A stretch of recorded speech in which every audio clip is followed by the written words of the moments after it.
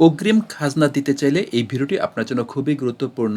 অর্থাৎ আপনি আপনার জমির খাজনা দিয়েছেন, কোনো বকেয়া নাই, কিন্তু আপনি ১ বছর বা ২ বছর বা ৩ বছর জমির খাজনা অগ্রিম দিতে চান। এমনটা হইলে এই ভিডিওটি আপনার জন্য খুবই গুরুত্বপূর্ণ, কারণ আজকের এই শিক্ষামূলক ভিডিওটির মাধ্যমে আমি একজন ব্যক্তির ৩ বছর অগ্রিম খাজনা দিয়ে আপনাদেরকে দেখাবো। এতে করে আপনারা মূল বিষয়টি জানতে ও শিখতে পারবেন এবং শিখে নিজের কাজে ঘরে বসে মোবাইল দিয়ে বা ব্যক্তিগত কম্পিউটার দিয়ে আপনারা আপনাদের খাজনা পরিশোধ করতে পারবেন। পাশাপাশি যারা গ্রাহক সার্ভিস দেন, কম্পিউটার দোকান রয়েছে, তারাও আমার এই ভিডিও ফলো করে সরাসরি কাস্টমার সার্ভিসের ক্ষেত্রে ব্যবহার করতে পারবেন। এই কাজটি করার জন্য আমি land.gov.bd এই ওয়েবসাইটটিতে গেলাম, গিয়ে এখান থেকে আমি লগ ইন করবো।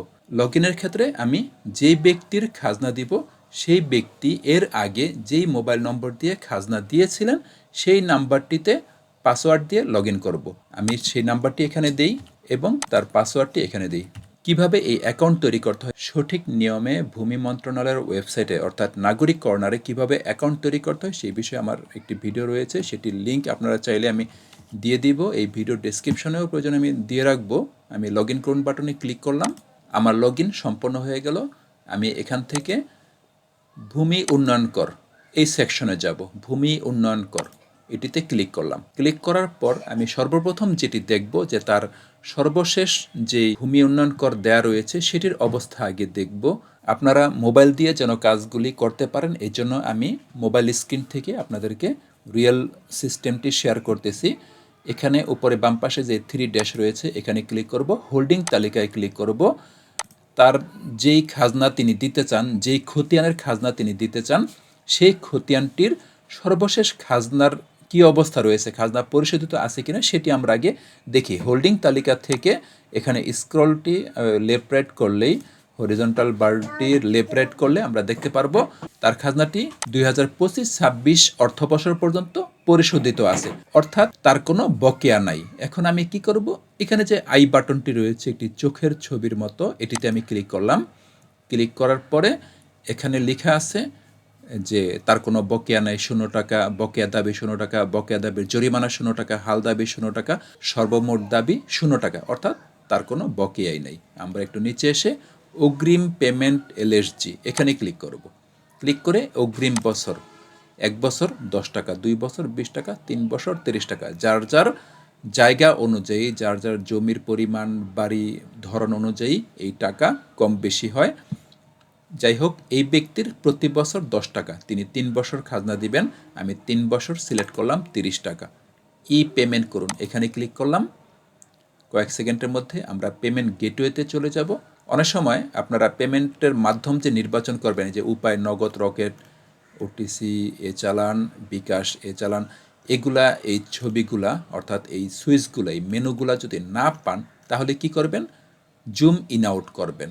আমি একটু দেখিয়ে নিই, জুম কমাই, দেখুন নাই, এই যে দেখুন, আমি এই জিনিসটি আপনাদের বুঝাইতে চাইছিলাম যে এখন আমি কোন পেমেন্ট দিব সেটি কিন্তু দেখাইতেছে না। আমি কি করি, একটু জুম বাড়াই, জুম বাড়ালে দেখুন দেখাইতেছে। আমি বিকাশে পেমেন্ট করব, বিকাশ সিলেক্ট করলাম, পরবর্তী ধাপে গেলাম, ওকে দিলাম। বিকাশ গেটওয়েতে এখন চলে যাবে, কয়েক সেকেন্ডের মধ্যেই এই যে 30 টাকা কেটে নেবে। আমি যেই বিকাশ থেকে এই টাকাটি কেটে নিব সেই বিকাশ নম্বরটি এখানে লিখে কনফার্ম বাটনে ক্লিক করলাম। কয়েক সেকেন্ডের মধ্যেই মোবাইলে ওটিপি যাবে, সেই ওটিপিটি আমরা এখানে দিয়ে বিকাশে পিন নম্বরটি দিলে আমাদের পেমেন্টটি সম্পন্ন হয়ে যাবে। আমি বিকাশ থেকে ওটিপি নিয়ে, বিকাশ সিম থেকে ওটিপি নিয়ে কনফার্ম বাটনে ক্লিক করলাম এবং বিকাশে পিন নম্বরটি লিখে পুনরায় কনফার্ম বাটনে ক্লিক করলাম। কয়েক সেকেন্ডের মধ্যেই আমাদের পেমেন্টটি সম্পন্ন হয়ে আমাদের ভূমি উন্নয়ন করের কাগজটি চলে আসবে, অর্থাৎ যেটাকে আমরা খাজনা রসিদ বলি।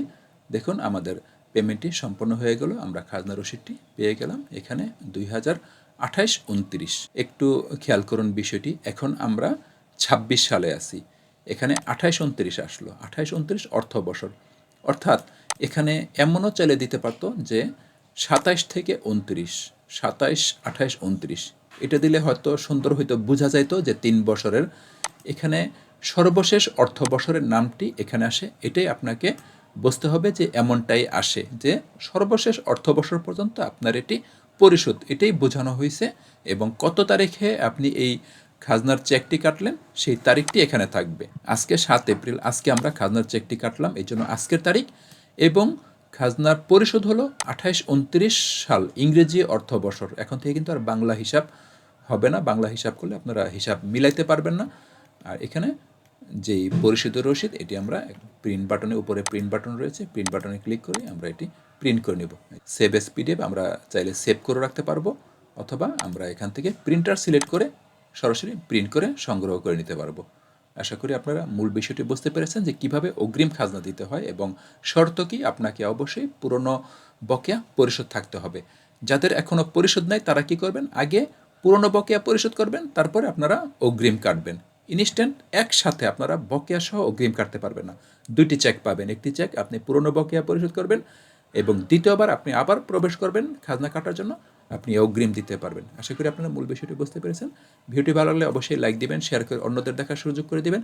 এই ধরনের গুরুত্বপূর্ণ ভিডিও প্রতিনিয়ত পেতে অবশ্যই ফেসবুক পেজটি ফলো দিয়ে রাখুন এবং ইউটিউব চ্যানেলটি সাবস্ক্রাইব করে পাশে থাকা বেল বাটন অন করে রাখুন। এতে করে আমি যেই গুরুত্বপূর্ণ ভিডিওগুলি তৈরি করে আপনাদের জন্য দেই, সেগুলি আপনারা বা আপনাদের পেতে সহজ হবে। সেই নোটিফিকেশনগুলি আপনারা সহজেই পেয়ে যাবেন। আমি প্রতিনিয়ত যে কাজগুলি নিজে করি সেই কাজগুলি ভিডিও আপনাদের দিই। এতে আপনাদের সবচেয়ে বড় সুবিধা হলো আপনারা রিয়েল ভিডিও পাবেন। যারা কম্পিউটার দোকানদার রয়েছেন তারা কিন্তু আমার ভিডিও ফলো করে সরাসরি গ্রাহক সার্ভিস দিতে পারবেন, এতে কোনো হয়রানি হবেন না। সঠিক ভিডিওগুলি আমার মাধ্যমে পাবেন। এই জন্য কোনো কিছু বুঝতে অসুবিধা হলে আমার সাথে কমিউনিকেশন করবেন, মেসেজ দিবেন, কমেন্টে প্রশ্ন করবেন, আমি সেগুলি উত্তর দিয়ে আপনাদেরকে সহযোগিতা করব। সুস্থ থাকুন, ভালো থাকুন। পরবর্তী ভিডিও দেখার আমন্ত্রণ জানিয়ে এখানে শেষ করছি। আল্লাহ হাফেজ।